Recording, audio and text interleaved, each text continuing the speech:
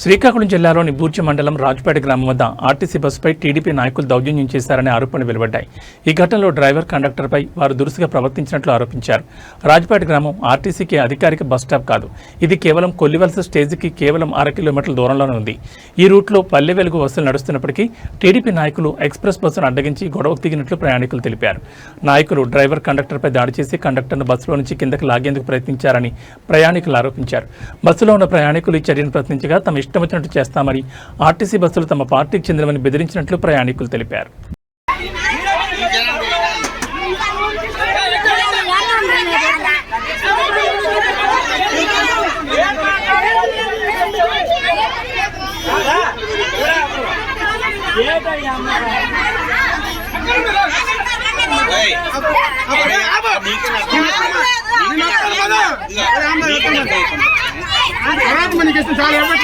ఎవరు పడతారా?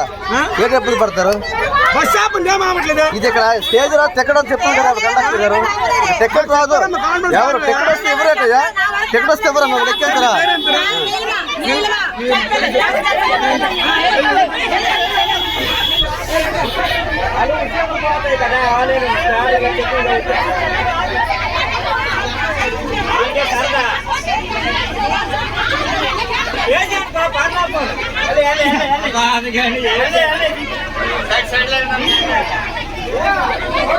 Right right stage ఎందుకు? రైట్ వెళ్ళే